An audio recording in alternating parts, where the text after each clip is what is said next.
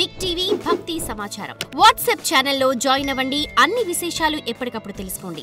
నమస్కారం గురుగారు. జై శ్రీమన్నారాయణ. గురుగారు, ఒక వ్యక్తి చనిపోయాక వారికి ఖచ్చితంగా మరొక జన్మ ఉంటుంది అంటారు. మరికొంతమంది అయితే మనిషికి ఒకే జన్మ అంటూ ఉంటారు. ఈ రెండిట్లో అసలు ఏది నిజం? ఇందులో ఒక చిక్కు ప్రశ్న ఇది. మనిషి మరణించిన తర్వాత, మరణానికి ముందు, మరణం అనంతరం, ఇది చిక్కు ప్రశ్న అనమాట. ప్రతి ఒక్కళ్ళలోనూ మెదులాడేది. కొన్ని వేల లక్షల కోట్లు పెట్టేసి దీని మీద రీసెర్చ్ చేస్తున్నటువంటి విధానం కూడా మనకి లేదు అని చెప్పలేము.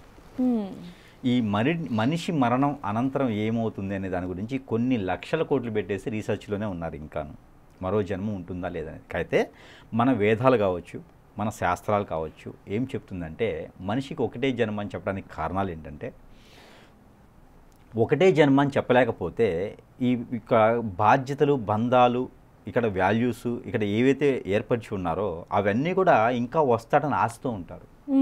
అందుకని ఒకటే జన్మ అని చెప్తారు. కాకపోతే మనిషి జన్మ అనేది 7 రకాలుగా ఉంటుంది, 7 తరాలుగా ఉంటుంది. అందుకే పెళ్ళప్పుడు కావచ్చు, ఎప్పుడైనా కావచ్చు 7 తరాలు అంటారు. అంటే మనిషి జీవితంలో ప్రతి ఒక్కరు ఎవరైనా సరే 7 తరాలు ఖచ్చితంగా చేయాల్సిందే. ఆ 7 తరాల తర్వాత మనం చేసేటువంటి విధానం, ఈ 7 తరాల్లో ఏం చేసాం, దీని ప్రకారంగా మాత్రమే అక్కడ లెక్కించి మరొక జన్మకి ఇవ్వాలా లేదా అని ఉంటుంది. ఆ 8వ జన్మకు వచ్చాడు అంటే వారు ఏ గురువుగానో, ఏ సాధకుడుగానో, ఏ అమ్మవారు ఉపాసకుడుగానో, పీఠాధిపతులుగానో, ఇక వారు ఆధ్యాత్మికులుగానో, దేశానికి లోక కళ్యాణార్థం కోసం చేసేవారుగానో ఇంక మిగిలిపోతారు. వారు దైవ స్వరూపులుగా, గురువులుగా మిగిలిపోతారు. అలాంటి వారే సత్యసాయిబాబా గారు, సాయిబాబా గారు, దత్తాత్రేయ స్వామి వారు, యేసుప్రభు గారు, ఇలాంటి వారే అనమాట. ఇక మహమ్మదీలోకి వస్తే కనుక హుస్సేను, అస్సేను, ఇలానే మహమ్మదీలు చాలా రకాలుగా ఇంకా చాలామంది ఉన్నారనమాట. అలాగే 8వ తరంకి వచ్చిన వారు అలా స్థిరస్థాయిగా నిలిచిపోతారు. ఇది వరకు ఉంటుంది. ఇక మీరు అడిగినటువంటి దానికి క్వశ్చన్ ఏంటి, ఇంకా మరో జన్మ ఉంటుందా అని.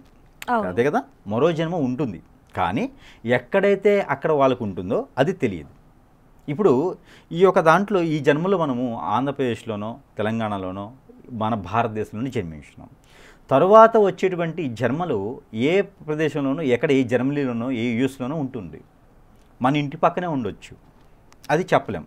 అయితే వారికి ఉన్నటువంటి కోరికలు, వారికి ఉన్నటువంటి పనులు, అవసరాలు, ఇంకొకటి ఏంటంటే మరణించిన అనంతరము వారు సరిగా స్వర్గలోకానికి వెళ్ళడానికి ఆ పేరెంట్స్, ఎవరైతే ఉన్నారో వారి కింద ఉన్నటువంటి రిలేషన్స్ ఎవరైతే ఉన్నారో వారికి చేయవలసినటువంటి కార్యక్రమాలు కొన్ని ఉంటాయి. ఆ కార్యక్రమాలన్నీ కూడా నిర్వర్తించేస్తే డైరెక్ట్గా స్వర్గలోకానికి ఆ ఆత్మ అనేది వెళ్ళిపోయిన తర్వాత అక్కడ ప్రశాంతంగా ఉన్నప్పుడు ఆ దేవుడు కూడా ఎక్కడికి పంపించాలి, ఇక్కడ ఏ అనుభవించాలనే దాని గురించి ఆ క్రియలు అన్నీ ఉంటాయన్నమాట.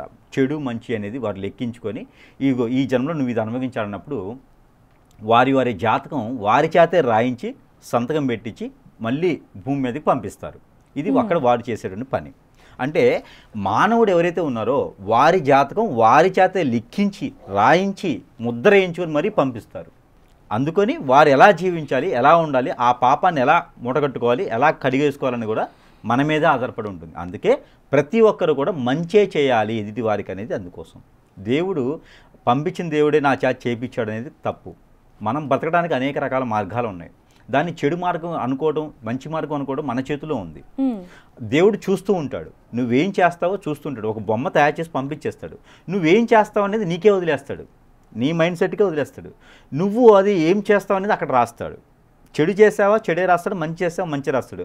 ఇది అనుభవించేది వచ్చే జన్మలో ఎక్కడో పుడతాడు. ఈ ఆవుగానో పందిగానో ఏదో జన్మకి ఇచ్చేసి. మనిషి రూపం మాత్రం ఒకటే అంటారా?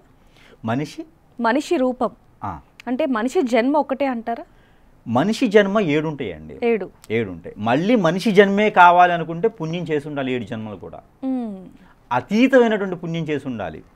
అప్పుడే 8వ జన్మ వచ్చింది, వాళ్ళు ఆధ్యాత్మికులుగా గురువులుగా మారతారు. లేదు అంటే ఈ 7 జన్మల్లోనే మనం మరుసటి జన్మ రోజే మనం ఏ పందులుగానో కుక్కలుగానో ఇలా జంతువు రూపంగా ఉండి అనుభవిస్తూ ఉంటాం.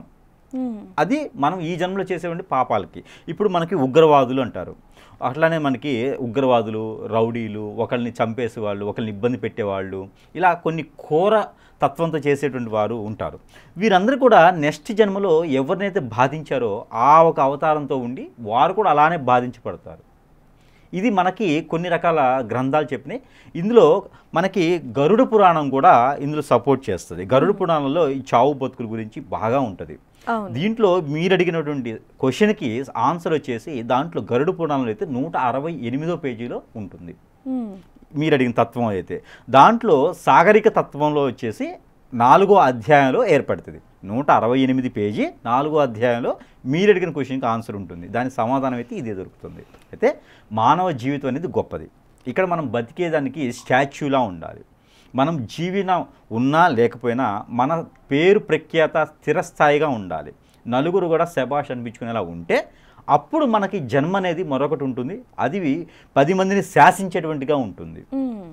అంతే తప్పితే మానవ జీవితం అనేది మళ్ళీ ఉంటుంది, జన్మ అనేది మళ్ళీ ఉంటుంది. మనం చేసేటువంటి పాపక్రియలు తప్పులు చూసుకొని దాని ద్వారా ఉండేటువంటి జన్మ మాత్రమే ఉంటుంది.